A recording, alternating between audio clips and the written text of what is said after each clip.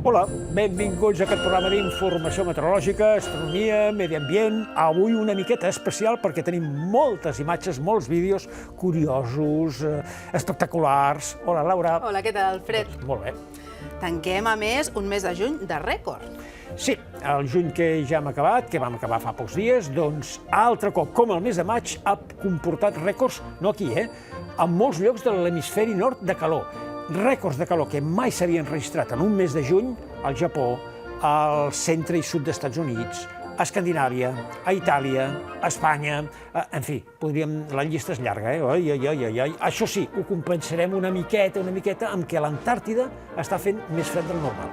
Doncs a banda de parlar d'aquests rècords, avui comencem el programa parlant de curiositats que veiem a la natura i comencem amb una foto molt espectacular. Sí, són d'aquelles fotografies que, a veure, costa de poder captar aquest fenomen. Són com onades gegantines, de fet són turbulències del vent, que provoca el vent, en aquests núvols. Això se'n diuen Kelvin-Helmholtz. Kelvin-Helmholtz. Recorda molt a la onada japonesa, una miqueta. Oi? A la imatge de Hokusai, que és una pintura però són impressionista. núvols, això són núvols, i això és a Christchurch, a Nova Zelanda.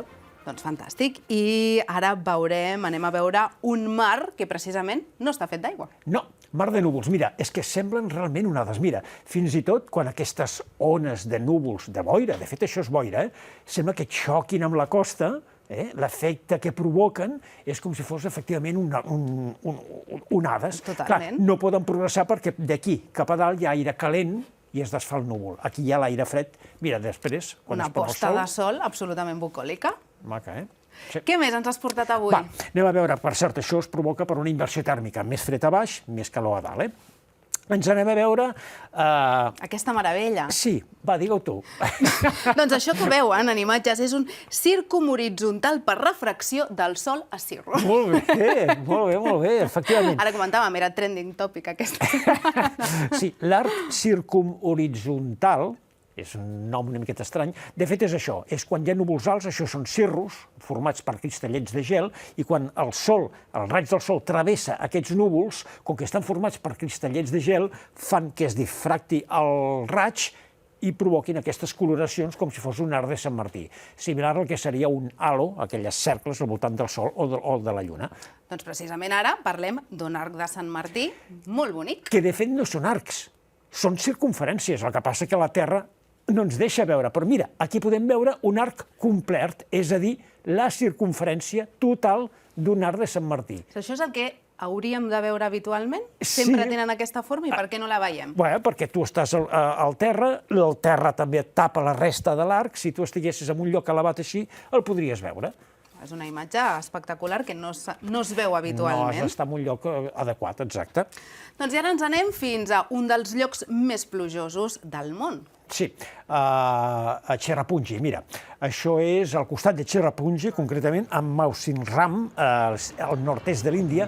Ha arribat l'època de pluges, això és de fa pocs dies, del 16 de juny, que van caure en 24 hores el 16 de juny. Atenció, mira, el cotxe està travessant l'aigua que està caient a sobre de la carretera, i ara hi han passat. El 16 de juny van caure 1.004 litres per metre quadrat. 1.004. 1.004, que és una barbaritat, no? Aquí a la ciutat de Barcelona són 600. Cauen 600 litres, 620 litres en un any. En un any, clar. Doncs 1.000 en un dia. Sí, però és que el dia 15 van caure 121. El dia 17 van caure 674. El dia 18 van caure 812. I això per què passa? Per què aquesta zona plou? Perquè està als contraforts de l'Himàlaia, els núvols que venen de l'oceà Índic xoquen amb aquesta zona i provoca que caiguin aquestes enormes quantitats. Queden allà que no poden escapar, no, aquests núvols? No, però només plou, això sobre té més mèrit, plou entre maig i octubre. La resta de l'any plou molt poc. És l'època monsònica. De pluges allà. Anem a veure precisament un altre vídeo, mira, així Aquest és el resultat, no? Després de totes aquestes pluges, aquesta imatge bucòlica, de les muntanyes. Sí, però, esclar, aigua per tot arreu, perquè està rebent aquestes enormes quantitats de precipitació. I de la pluja passem al foc. Sí, efectivament, experiments que es fan per controlar, per saber les temperatures que hi ha quan es forma un foc, quan hi ha un foc, un incendi forestal. 700, 800, 900 graus... De temperatura, De temperatura. Perquè puguem veure la força, l'energia que provoca un foc. L'energia calòrica i a mesura que el foc es va apagant, però encara està viu, la temperatura va baixant, però fixa't, ens estem situant cap als 600 graus aproximadament. De mitjana, no? De 700, 600, i aquí s'estabilitza, però tarda hores en què la temperatura baixi dels 500 graus. Déu-n'hi-do. Sí, Déu-n'hi-do. I ara viatgem fins a un bosc que podríem dir que és encantat, no? Un bosc que sembla habitat per follets i per... Què està fent aquest bosc? Fa cosa, està respirant. Això es diu que un bosc respira. Això és el que Això no està trucat, eh? No. Què està passant aquí? Això el que està passant és que ha plogut molt i ara ha vingut una borrasca, el vent és molt fort, fa bellugar els arbres i les arrels dels arbres fa que el terreny pugi i baixi, per això se li diu que el bosc respira. És una imatge preciosa.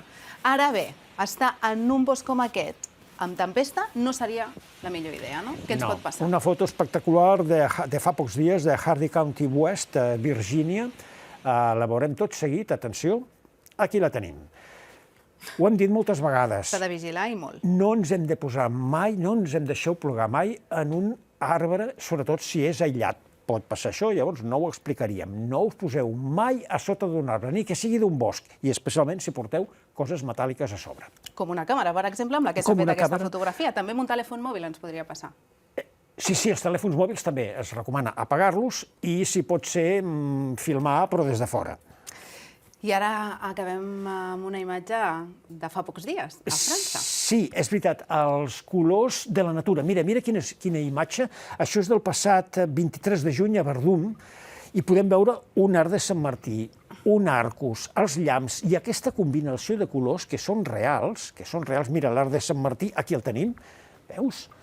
L'arcus seria això, és la part davantera de la tempesta, els llamps i aquesta combinació que dèiem realment espectacular de les tempestes molt fortes que han tingut a França amb pedregades. Una imatge que quan veieu tots els aficionats a la meteo aneu corrents a filmar, no? Perquè per vosaltres és... Sí, però aneu amb precaució, Sí, aquestes tempestes són severes i s'ha d'anar en compte.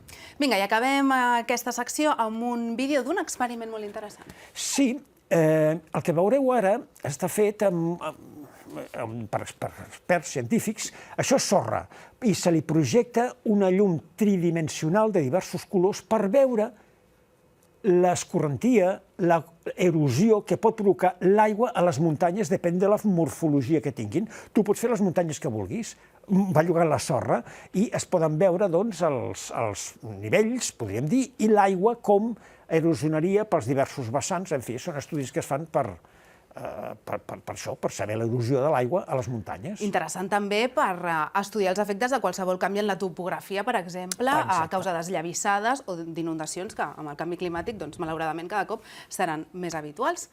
I precisament, si el que volem és cuidar el nostre planeta i evitar els efectes del canvi climàtic, doncs ens hem d'implicar tots, des dels ciutadans, les institucions, però també les empreses. I precisament ara ja tenim asseguda a la taula una consultora experta en assessorar empreses perquè facin el pas cap a la sostenibilitat. Ella és l'Ariadna Benet.